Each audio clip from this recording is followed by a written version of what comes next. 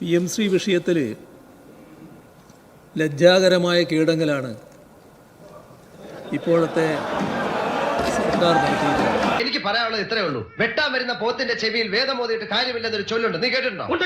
അതിപ്പോ സത്യമാണെന്ന് എനിക്ക് മനസ്സിലായി. ഓർമ്മയില്ലേ, അധികാരത്തിൽ വന്നാൽ എവിടെയോ ഒഴുക്കിക്കളിയെന്ന് പറഞ്ഞിരുന്നില്ലേ? എവിടെ പോയി നാക്ക്? എന്തേ ഇപ്പൊ അതിനെക്കുറിച്ച് പറയാത്തത്? എന്തെല്ലാം വീരവാദങ്ങളായിരുന്നു മുഴക്കിയിരുന്നത്.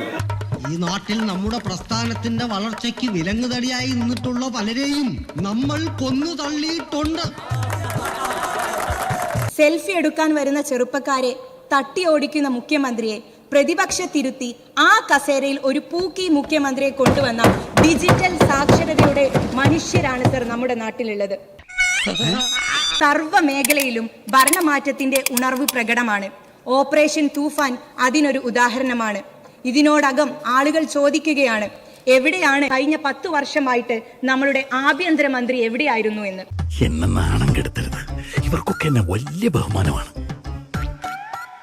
കണ്ടിട്ട് അങ്ങനെ തോന്നുന്നില്ലല്ലോ. സത്യമായിട്ട് ആദ്യമായി നിപ്പ വന്ന് ഒരു വീട്ടിലെ 2 പേർ മരണപ്പെട്ടിട്ടും അവർക്ക് വേണ്ടതൊന്നും ചെയ്യാൻ ഇപ്പോൾ നടന്നു വരുന്ന നിപ്പ പ്രതിരോധ പ്രവർത്തനങ്ങളെ അട്ടിമറിക്കാൻ ശ്രമിച്ച LDFന്റെ ക്രൂരതയ്ക്ക്, എമ്പതിയില്ലായ്മയ്ക്ക് കേരളത്തിന്റെ പൊതു മനസാക്ഷി മാപ്പ് നൽകില്ല സർ. എനിക്ക് നീതി വേണം യുവർ. ഇത്രയും തോന്നിയാസം കാണിച്ചിട്ടാ കവളപ്പാറ ദുരന്തമുഖം സന്ദർശിക്കാതെ ഒളിച്ചോടിയ, ഓഖി ദുരന്ത ബാധിത പ്രദേശത്ത് പോകാതിരിക്കുകയും പിന്നീട് പോയപ്പോൾ ജനങ്ങൾ കൈകാര്യം ചെയ്യുകയും ചെയ്ത ഒരു മുഖ്യമന്ത്രിയാണ് കഴിഞ്ഞ 10 വർഷം കേരളത്തിന് ലഭിച്ചത്. മുഖ്യമന്ത്രി സന്ദർശിച്ചാൽ എന്ത്, സന്ദർശിച്ചിട്ടില്ലെങ്കിൽ എന്ത് എന്ന അവസ്ഥയായിരുന്നു ഈ നാടിന്. എല്ലാം കയ്യിൽ നിന്ന് പോവാ. ഈ ഇരിപ്പിൽ അങ്ങോട്ട് സമാധിയായാൽ മതിയായിരുന്നു. അത് കൊള്ളാം.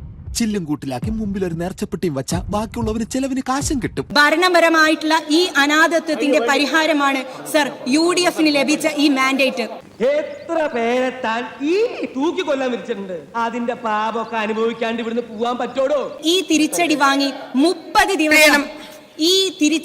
30 ദിവസം തികയുന്നതിന് മുമ്പ് ആരോഗ്യമന്ത്രി കോഴിക്കോട് സ്റ്റേഷൻ ചെയ്ത് പ്രവർത്തിച്ചിട്ടില്ല എന്ന ആരോപണം. അടിച്ചോ ഒളിക്കടവിൽ അമ്മൂമ്മമാരെ കുളിച്ചും കാണുന്നവരെ അടിച്ചോ. കഴിഞ്ഞ 10 വർഷം കൊണ്ട് കേരളത്തിന് കൈമോശം വന്ന രാഷ്ട്രീയ സംസ്കാരത്തിൽ ഏറ്റവും പ്രധാനപ്പെട്ടത് ഈ നാട്ടിലെ ജനങ്ങൾ അനുഭവിക്കുന്ന ഭരണപരമായിട്ടുള്ള അനാഥത്വമായിരുന്നു.